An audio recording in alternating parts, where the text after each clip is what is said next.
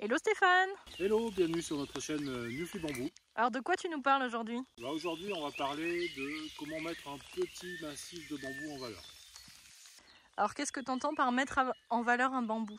Notamment, souvent c'est ce qu'on appelle la taille en transparence. Quand on regarde ce bambou là, on voit à travers le bambou, on voit l'autre côté du jardin et ça donne un effet plus grand au jardin en fait. Et ça laisse rentrer la lumière. Un bambou comme ça est toujours plus attractif qu'un bambou avec les branches en bas et complètement occultant en fait. Donc là on a ce petit bosquet qui est pas très joli, qui m'embête quand je passe la tondeuse et qui mériterait vraiment d'avoir un petit relooking. Donc je propose qu'on fasse ça. Voilà. Alors c'est quoi la première étape? Ouais, c'est très simple en fait, c'est très logique. Il faut prendre un bon sécateur et commencer de pouvoir accéder. Parce que là je vois rien. Je ne peux pas aller me mettre au milieu, couper des trucs au milieu. Donc il faut que je coupe les premières branches pour me laisser accéder, avancer petit à petit dans le massif de bambou.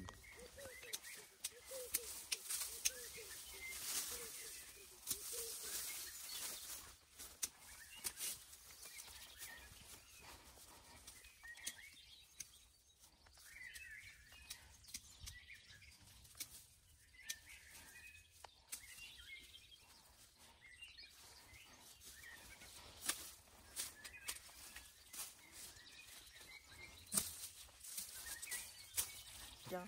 Du coup je t'interromps 2 petites minutes, mais là comment tu les choisis après les chaumes que tu coupes? En fait c'est très simple. Il y a une question de logique et ça s'impose. En fait quand on arrive là, j'ai commencé à enlever les premières branches, je vois dedans. Il y a des chaumes morts, il y a des trucs pas beaux, j'enlève tout ce qui est mort et pas beau. Et pour laisser que ce qui mérite d'être laissé. Voilà. Donc je coupe les branches, j'essaye de les couper le plus proprement possible. Faut un bon sécateur quand même. Hein. Voilà. Et un bon coupe-branche également. Donc j'aime bien les outils japonais parce que ça coupe net. Et voilà, je rentre dedans pour voir ce qui se passe. Et une fois que je vois, j'enlève tout ce qui est moche.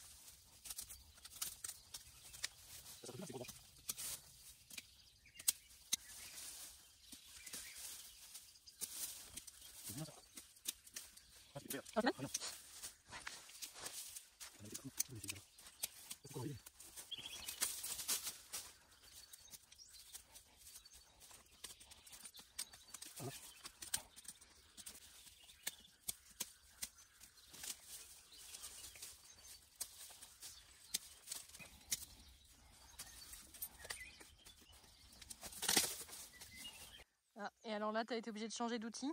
Oui, parce que pour des bambous morts, c'était déjà un peu dur. Avec mon coupe-branche, j'avais peur d'abîmer. Et puis là, c'est des chaumes assez gros. Et c'est un bambou très épais. Et c'est quasiment plein en bas. Donc je vais chercher une scie japonaise.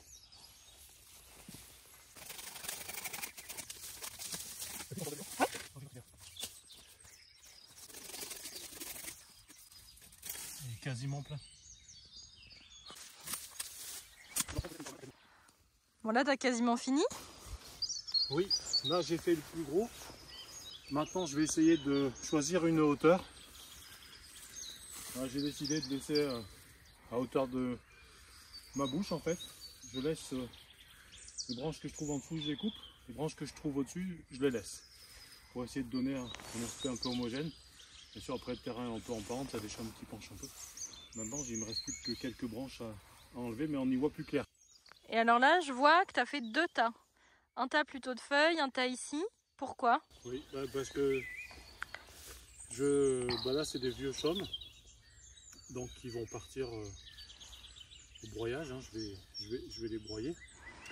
Et ça, je le garde en fait et essayer de deviner pourquoi en fait, et à quoi je peux utiliser ces branches. C'est mieux qu'au début.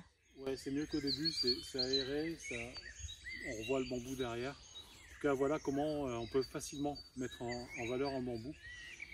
Et en tout cas, donner l'impression que le bambou ne va pas être une grosse pièce au milieu d'un petit jardin.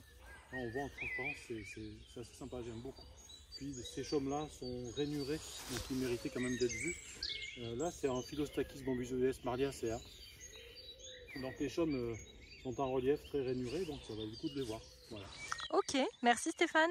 Et bien avec plaisir, à bientôt sur notre chaîne Newfie Bamboo. N'hésitez pas à vous abonner, à liker nos vidéos et poster vos commentaires. On essaie de vous répondre le plus possible. Bye bye, à bientôt.